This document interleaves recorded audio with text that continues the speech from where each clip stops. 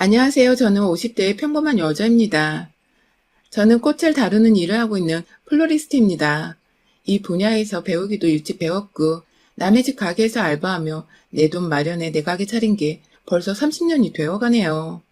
일이 그닥 바빴던 것은 아닙니다.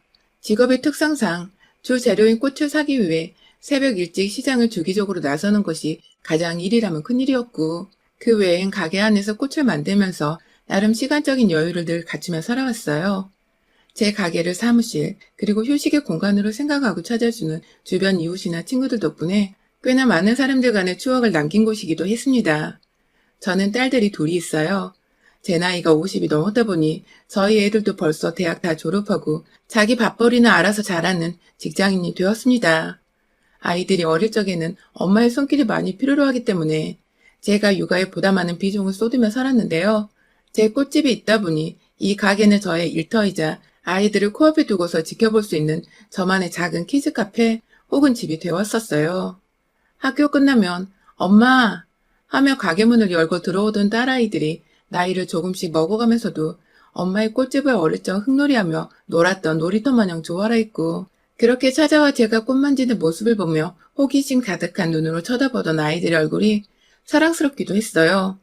손님이 막 바글바글한 그런 매장은 아니었기에 일하다 가끔 아이들 숙제도 봐주고 놀아주기도 하고, 그러면 아이들은 너무나 좋아라 했어요. 엄마가 일도 하고 자기들과의 시간을 보내주기도 하니 제가 세상에서 가장 친절한 엄마라며 학교에서 받아오는 칭찬 스티커를 그렇게 제 팔뚝에다가 붙여대곤 했었어요. 딸들이 뛰어노는 화목해 보이는 꽃집이라며 동네에 좋게 소문도 나서 동네 주민들만큼은 제 고객으로 꽉 잡고 살 수 있었죠. 이렇게 좋은 줄 모르고 시작했던 꽃집은 사실 제 젊은 날의 결실이기도 했어요.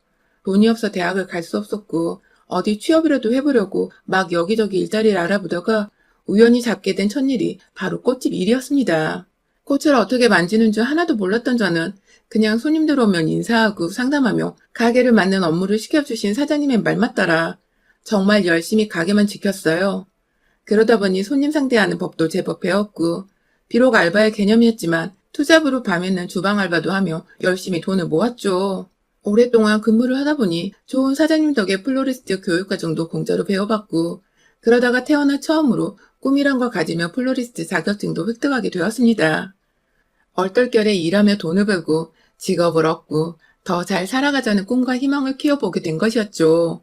그렇게 일찍부터 차근하게 그리고 꾸준히 일해서 제 돈으로 제가 벌어서 지은 제 가게였어요. 첫 가게인데 운 좋게 좋은 건물주 만나고 좋은 손님들 만나서 이 자리에 아주 뿌리를 박은 채 일을 하게 되었죠. 그렇게 나름 웃음이 끊이질 않으며 제 일과 육아에 최선을 다하며 살았는데, 그런 제게도 먹구름 가득한 근심을 주며 제 속을 뒤집곤 하던 것이 있더군요. 바로 저희 애들 아빠였어요. 사람은 참 괜찮은 사람이었습니다. 자주는 절대 아니었지만 어쩌다 제 가게에 찾아오는 날에는 매장 주변 거리까지 쓸어주며 청결하게 가꿔주려 도와주던 사람이었고, 딸들이 아빠를 잘 따르는 모습이 보이니 동네 사람들에게도 살갑고 다정한 아빠로 비춰졌죠. 밖에선 애들한테 늘 잘하고 두 손에 꼭 끼고 다니니 그 당시에 없던 딸바보란 말들이 먼저 남편에게 쓰여졌을 정도였답니다. 하지만 이런 사람이 제 앞에서만큼은, 그리고 집에서만큼은 늘 달라졌어요.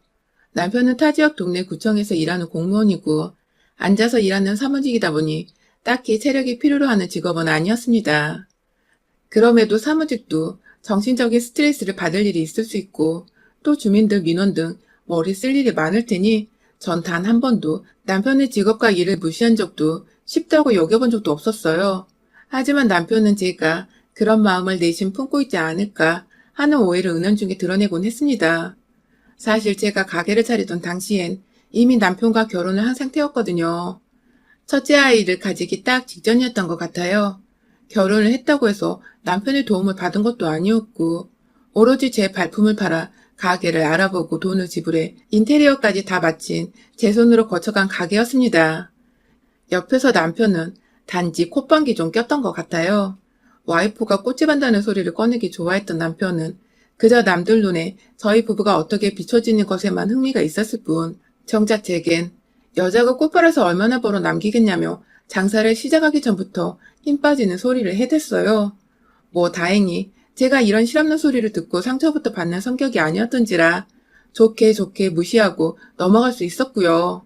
그런데 장사를 시작하고 한 1년 정도는 정말 사람이 좀 뜸했지만 제가 요즘 애들이 하는 페이스북이나 카카오 스토리도 없던 그 당시에 전단지 돌리고 혼자 꽃꽂이 강의 거리들을 발품파러 찾아다니면서 일거리를 억지로 만들고 차츰 얻어오다 보니 남편보다는 더 벌게 되더라고요. 아무래도 그 시절 공무원 월급보다야 비록 꽃 파는 일이라도 사업에서 키워가던 제가 더 여유롭게 벌어올 수 있었던 거죠. 그러자 남편은 저 때문에 기가 죽겠다는 죽는 소리를 자주 꺼내기 시작했어요. 저 하나로 인해 돈 벌 기분이 안 난다고. 남자가 기껏 밖에서 열심히 일을 해와도 꽃이나 파는 여자보다 못 번다는 사실을 누가 받아들이겠냐며 술을 마셨다 하면 집 앞에서 제 욕을 하느라 현관 문턱을 넘지 못했어요. 남들은 와이프가 돈을 잘 벌어오면 그렇게 예뻐 죽겠다고 하던데 우리 집은 왜 사랑하는 사람을 두고서 이리도 얄팍한 자존심부터 내세우고 있는지 이해하기 사뭇 힘들었습니다.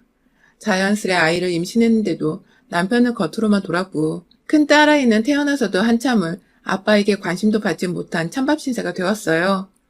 아이에 대한 남편의 무관심이 어느 순간 다 저 때문인 것 같더군요. 제가 일을 해서 남편의 자존심이 긁혔고 그 때문에 내 새끼가 아버지로부터 외면을 받는 게 아닌가 싶어 오만 가지 죄책감에 사로잡히기도 했었습니다. 그러다 남편이 조금은 나아지는 사건이 발생했어요. 철밥통이라는 그 공무원 남편이 일하다가 정말 거의 잘릴 뻔한 적이 있었거든요. 구청 안에서 일하다가 주민과 무슨 큰 문제가 있었던 건지 민원신고를 대량으로 받는 바람에 상사한테 불려가 사유서를 썼고 천만다행히게도 잘리진 않고 몇 개월 간복만 되는 정도로 일이 마무리되었어요. 나중에 남편이 털어놓은 말이긴 한데 당시 남편으로서는 그 일이 청천벽력같이 느껴졌었다고 해요. 당연히 죽을 때까지 자신을 먹고 살릴 일이라 여겼는데 어느 순간 성질을 제어하지 못하고 민원에 반박했다 일이 커진 바람에 간부까지 되었다며 앞으로는 진짜 죽은 듯이 조용히 살아야겠다고 하더라고요. 그제서야 감봉된 가장이 뒤에서 꾸준히 돈을 잘 벌어오는 저의 중요성, 아니 필요성을 느꼈는지 남편은 제가 일을 하는 것에 대해 무척이나 떠받들어 주기 시작했고 그 덕에 남편도 이제 정신을 차린 것 같아 전 아이를 키우며 일에 더 몰두를 잘 할 수 있었어요. 진작에 좀 이럴 것이지 왜 그리 삐딱하게 와이프를 바라보며 지냈는가 싶어서 남편과 잘 지내는 동안 하소연도 많이 했고 울기도 많이 울었습니다. 남편은 뒤늦게야 자신의 행동들이 부끄러움을 느끼고는 제 앞에서 다신 배우자를 무시하거나 마음 다치게 하지 않겠다고 참여하는 모습을 보였어요. 딸아이도 잘 보살펴 주었고 뒤늦게야 사랑을 쏟아부어 줄 수도 있게 되었어요. 처음이 서툴 뿐이었지 한번 딸아이에게 사랑을 베풀자 점점 이 사람은 대담해져 어디서든 딸아이가 없으면 안 될 정도로 마음이 홀라당 아이에게 빠져 있었죠. 뭔가 남편의 성격이 유해지고 절 인정해주니 부부 사이가 좋을 수밖에 없었고 자연스레 가정의 화목이 깃들며 아이의 웃음소리도 커져갔어요. 그 사이 둘째 딸아이도 태어났고 우리 네 사람은 그렇게 온전히 가족의 완전체 형태를 갖춘 채 앞으로 잘 살 일만 남았다 여겼죠.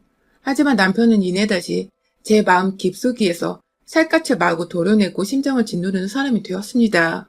무려 내일 모레 환갑을 앞둔 50대 갱년기 여자가 되어버린 지금까지도 무려 20년이 훌쩍 넘는 시간 동안 말이죠. 시작은 바로 외도였습니다. 둘째 딸이 4살 되던 해 남편에게 여자가 생겨버린 것이었죠.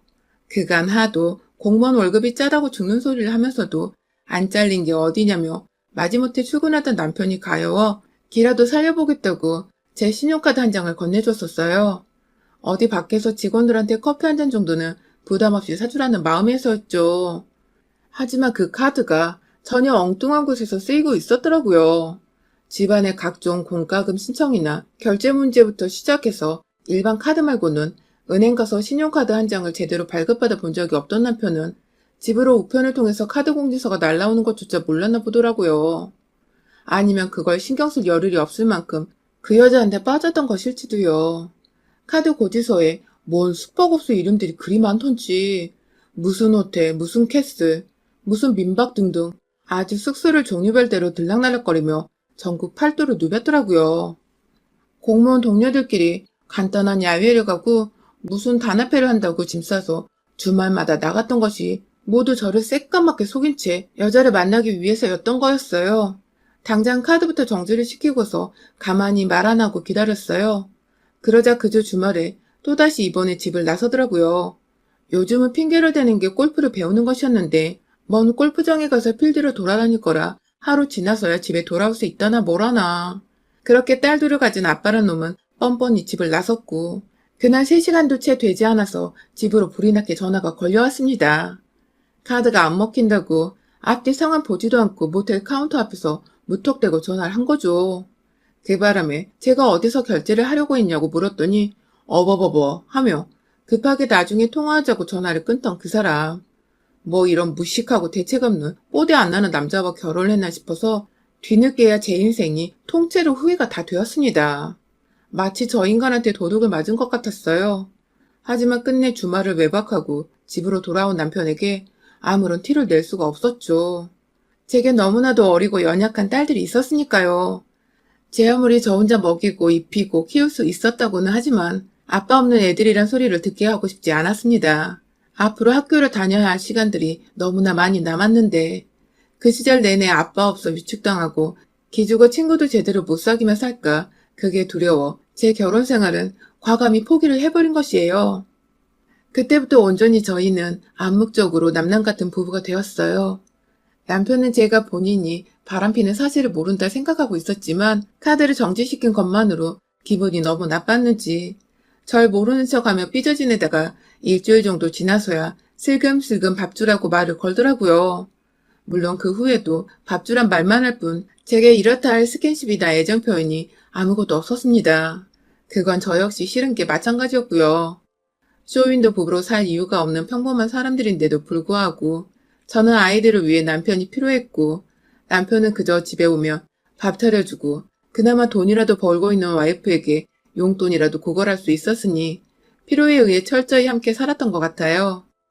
남편은 돈이 필요하면 가게에 찾아와 제 일을 도와주고 오다 가다 마주치는 이웃들께 우리 와이프 잘 부탁드려요 하면서 아양아니 나부를 떨어줬고 그 모습이 너무 가증스럽고 얄미웠지만 그런 저희 부부를 아무것도 모른 채 보기 좋다고 칭찬해 주시는 이웃분들의 말씀에 저도 따라 웃음을 지을 수밖에 없었습니다.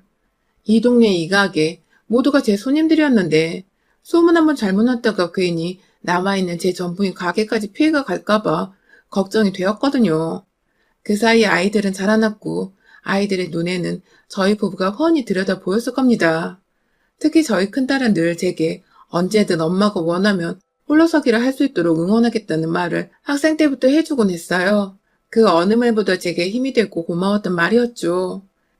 그러다가 얼마 전 큰 딸아이가 결혼을 하게 되면서 이제 작은아이만 시집을 보내면 진짜로 이 지긋지긋한 결혼 생활을 끝내버려야겠다고 다짐을 하고 있던 때에 저희 남편이 저를 도발하기 시작했어요. 글쎄 최근 들어서 저희 남편을 보았다는 손님들이 많아진 것입니다. 저는 나가지도 않은 산책을 남편과 보기 좋았다면서 지나가는 말로 해주시는 어른들이나 밤에 남편을 보았다면서 이 근처로 우리 가족들이 이사를 온 건지 묻는 사람들도 있었어요. 모두 저희 가게로 오고 가는 손님들이거나 다른 주변 가게 사장님들의 지인분들이어서 제 귀로 금방 들어온 것이었죠. 순간 아찔하더군요. 혹시 이 인간이 그 사이 또 다른 여자를 만나고 있었던 건가 싶어서요. 저와 오랫동안 대면대면한 사람이 여자가 아예 없었을 거란 생각은 안 한 건 아니었지만 그래도 딸들이 이렇게 잘 커가고 있었고 또 얼마 전에 큰딸이 결혼한다고 부부가 함께 모여서 밥 먹는 자리도 많이 나가고 자주 붙어 있었기에 최소한 지금만큼은 이 사람이 온전히 자기 가족에 대한 생각으로 가득 차 있을 줄 알았어요. 적어도 저만큼은 말입니다. 그런데 들리는 말들이 그닥 개운하지 못한 것이 남편의 불륜을 또다시 생각하게 만들더군요. 그러다가 남편이 제 가게에 찾아왔습니다. 과거나 지금이나 달라진 거 없이 제게 돈을 달라며 이번에 친구들 만나는데 술값이 부족할 것 같다며 공무원이란 사람이 와이프한테 돈을 받아내고 가더라고요. 돈이 부족한 건 핑계였고 보다 값 나가는 것을 사려고 한 것이었죠. 그게 불륜녀의 선물이 될 수도 있었고요.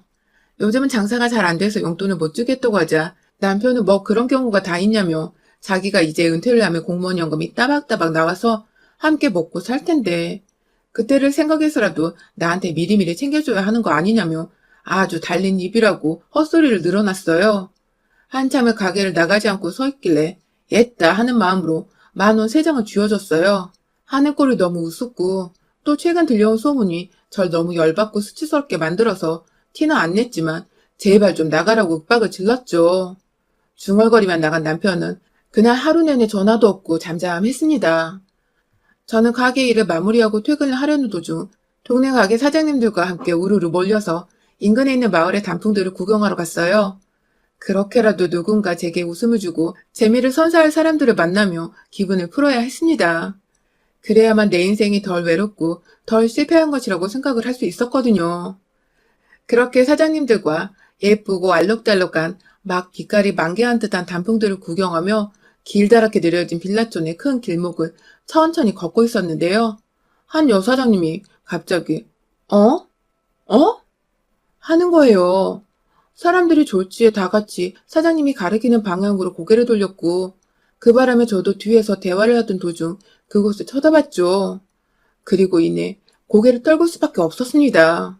그곳에는 바로 저마저도 처음 보게 된 저희 남편의 세컨드가 남편을 바라보며 사랑해 주겠다는 표정으로 환히 웃으며 손을 꽉 잡고 걸어오고 있었어요. 저희 방향으로 말입니다. 대각선 방향이라 아직 저희 무리의 존재를 차마 확인하지 못한 남편은 끝끝내 제가 일하는 이 동네에서 불륜녀와 싸돌아다니며 제 얼굴에 먹칠을 했고 결국 제 눈에 띄고 만 것이죠. 사장님들은 일제히 저를 쳐다봤고 놀란 사람들 사이에서 전 심장이 아파오는 걸 느꼈어요. 얼마나 칼퇴근을 했으면 이 시간에 이 동네에 와서 불륜녀랑 단풍 구경을 하겠다고 겁도 없이 손을 잡고 와이프 구역을 싸당기고 있는지 속에서 천불이 나는데 한 여사장님이 갑자기 저 새끼 죽여버려야 돼 하며 급 돌진을 했어요. 무슨 자동차가 급발진하는 것도 아닌데 부릉부릉 엑셀 밟는 소리까지 제 귀에 한층으로 들려오는 기분이었죠. 마구잡이로 대각선 방향에 제 남편에게 뛰쳐간 그 사장님은 저와 유독 가깝게 지내며 서로의 매장에서 믹스커피 한 잔 정도는 매일같이 나눠 먹는 사이였는데요. 사실 제가 남편과 그리 사이가 좋지 못한 것도 알고 계셨고 이 동네 살지 않는데 제 남편이 자꾸만 여기서 발각된다고 가장 처음에 제게 말해주기도 하셨었죠. 대충 상황이 파악되셨는지 옆에 있는 게 불륜녀지? 하며 다가가시니 주변에 있던 여사장님들이 일제히 분노하기 시작하셨죠. 그러니까 우리가 지금 불륜 현장을 먹고 간 거야? 하면서 일제히 또 첫 선두로 나선 사장님을 따라 우르르 몰려가신 사장님들. 아, 우리 언니들 결국 119에 말았습니다. 다짜고짜 뛰쳐가 남편에게 주먹부터 날리자 뒤늦게야 모두 자기 와이프랑 친하게 지내는 그 사장님들이란 것을 알아채고는 인원수에 놀라서 뒷걸음치던 남편. 그 와중에 일부 사장님들이 불륜녀한테 다가가 해코지를 하며 머리를 몇 대 치시는 바람에 조만간 진짜 큰일이 날 것 같았어요. 그때 불륜녀가 분위기 파악 못하고 말하더라고요. 당신 와이프가 이 무식한 옆편네 중에서 누구야 도대체? 라고 말입니다. 본인 딴에는 기죽지 않으려고 센 척을 해본 것 같은데 죽으려고 아주 환장을 한 거였죠. 그 소리에 빠기친 우리 대한민국의 아줌마 사장님들. 그중엔 임대인과 임차인 싸움에서도 도 같은 공인중개사 언니도 있었고 어릴 적 꽤나 잘 놀았던 파마 잘 말아주는 언니도 있었고 또 애견샵하며 웬만한 견종이란 견종은 다 섭렵한 언니도 있었어요. 분야별로 각자 위치에서 최소 10년은 일한 언니들에게 무식한 여팬네라니. 순간 좀비들이 우르르 몰려나오던 영화 부산행의 한 장면처럼 우리 언니들뿐만 아니라 빠기친 저까지 모두가 그 불륜녀에게 달려들었고 순식간에 동네 길가가 난장판이 되어버렸습니다. 옆에서 쫄아있던 남편은 불륜녀를 도와주기는커녕 혼자 저 멀리까지 주랭랑치며 도망갔다가 저희 일행 중에 있던 남자 사장님 손에 딱 붙잡혀서 돌아왔어요. 그런 남편을 보며 언니들이 몇 대 시원하게 치고 끝내라고 합의금은 우리가 모아서 주겠다고 해주셔서 돈은 저 혼자도 해결할 수 있다는 쿨한 대답과 함께 양손이 사장님들한테 붙잡혀있는 남편을 향해 뾰족한 단하시는 발로 그 인간 거시기를 확 걷어차버렸습니다. 진짜 코끼리가 아이 낳다가 지르는 비명마냥 큰 소리를 지르며 남편은 주저앉았어요. 뒤에서 남자 사장님은 그걸 또 괜찮아진다며 비꼬으며 엉덩이를 토닥거려주고 계셨고요.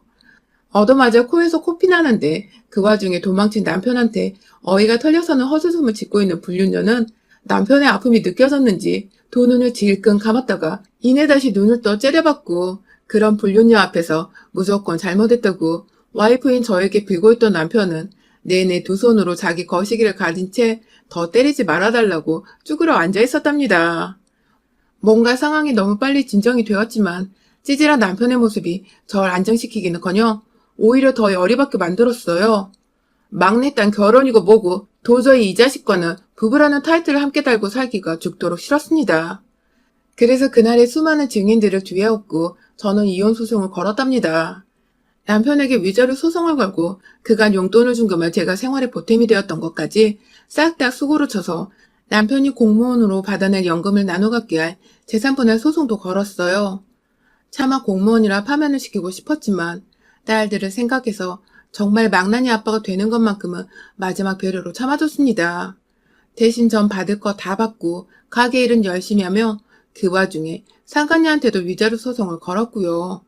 글쎄 알고 보니 불륜녀가 최근 제가 사는 동네로 이사를 왔더라고요. 그 바람에 불륜녀 집에 들락날락 한다고 남편이 동네 사람들 눈에 자주 띄었던 것이었고요.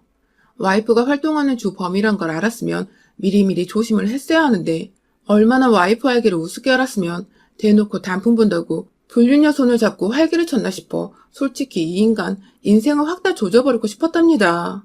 하지만 이미 월급은 월급대로 불륜녀한테 써버리고 믿을 건 연금밖에 없었던 우리 공무원 남편 놈의 그 연금을 제가 가져오게 된 것만으로 전 뭐 할 건 다 해본 기분이네요. 여러분의 생각은 댓글로 남겨주세요. 오늘도 시청해주셔서 정말 감사합니다.